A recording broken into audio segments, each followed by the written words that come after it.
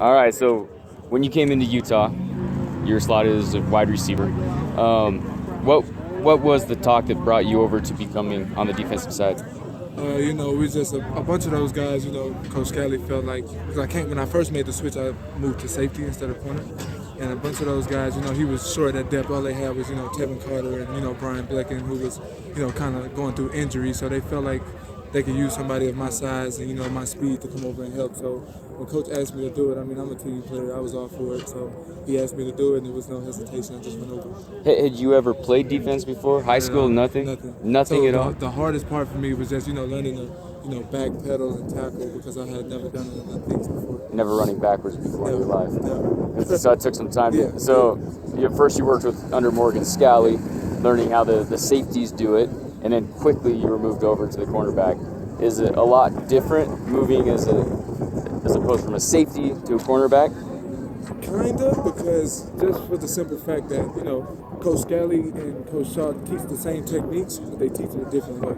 So once I got the safety step down, I moved over the corner, and Coach Shaw tried to coach it a whole different way. So it's like me starting all over again, So that was pretty much the hardest transition for it. But once you get the defense and stuff down, it's all easy because we've been running the same defense forever. So once you get the concepts down, everything else just falls into place. What's it like being coached? Coach Shaw has a very different approach and different style. What's it like being coached under him, especially as a wide receiver with no defensive back experience? Yeah, so Coach Shaw is one of the most energetic guys too, because you hear him a lot. Coach Scally is one of the guys that, is kind of like under the radar, but him and Coach Shaw are pretty much kind of the same type of guy, always energetic, plays a lot with us. That's why I feel like a big family on defense. But, when it's time for business, it's time for business, and it's game time.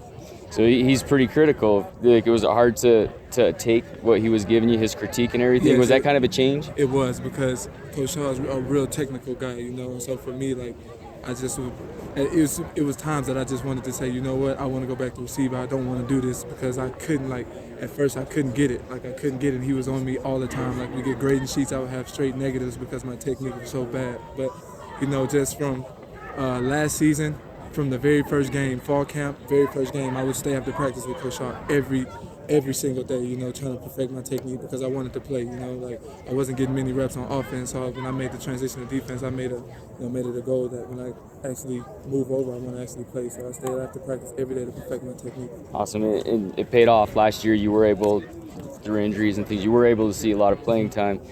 How do you feel that helped you getting that live game experience? Yeah, it helps a lot because in this game, it's like a lot of speed. You go against the Oregons and the Arizonas; those guys got quick tempo. So just for me to get in and get used to that speed of the game, it helped a lot. So I feel like this upcoming be my senior year. I'm used to it, and I'm just ready for a breakout season. So how does it compare making a big play on offense, like catching a big touchdown pass? How does that compare to, on the flip side, making a big defensive play?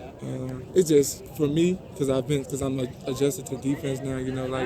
I feel like making a play on defense is way more intense. It gets the crowd more hyped just because of defense, and especially at cornerback is the hardest position. Well, to me, is the hardest position to play in football. Because you got to guard the guys. Some of the best athletes in the game. So, just from my standpoint, just making a big play as a cornerback it tops making a big play as a receiver, because as a receiver that's what you're supposed to do. You're supposed to make the big plays, but as a defense, as a defender, you lock them down, you make a big play. It just gets the whole team, whole defense riled up. And you mentioned the crowd. The crowd here explodes with the big play. Is that something? That's probably that's amazing. That's one of the things that really turned me on to Utah. First off, it was just Coach Scally was one of the nicest guys that I've ever met. He was like a second father to me. Come home, my family liked him.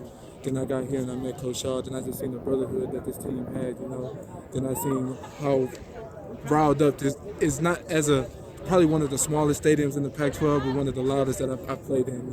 Here. So just it's just a lot of stuff about Utah that I just love. Awesome. And then as far as this is your senior year. And with spring, with Hatfield not here in the spring, you're getting a ton of opportunities to prove yourself. How do you feel your showing has been this spring? I feel like I'm doing good, But since it's my senior year, we got 3 seniors in the room, so Coach Shaw is really, he looks for us to lead the chunk of guys. So he's hard on me and I'm hard on myself, just because I just feel like, you know, I got a lot to prove. You know, like last year I played a lot, but I feel like this year I can come back with an even stronger campaign. So this year I'm just trying to, you know, work on my technique and everything and just perfect it and just come back with a monster season. What would be your personal goals this year? So I set a goal for myself at like 4 picks and like say like 20 between like 20 and 40 tackles.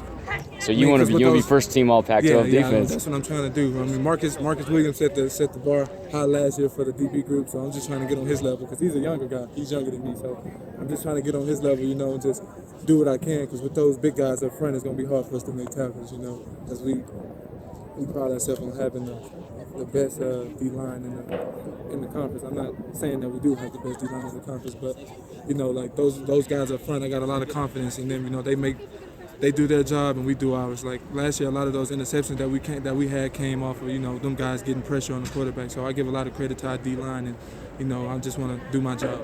So last question, you mentioned the D-line, and yes, I mean they're amazing at getting to the quarterback and causing fits. Last year, you also had the luxury of having some really stellar linebackers that played in the middle of the field. This year, it's a little inexperienced there. How does that impact you as a corner at all? Not at all, because I feel like those guys that we have now, they're younger, but they learned a lot from the guys in front of them. You know, Jared and Jibo were some of the smartest guys I played with, but you know, you got those guys like Cody Barton and Sunia just sitting under those guys, you know, watching everything they do. It's like not much of a fall off at all because those guys make the right calls every time. So just knowing that I got a smart linebacker inside of me, it helps me a lot to, you know, let them know what's going on, and I can help them in any way I can. Hey, thank you. Best of luck. Thank you.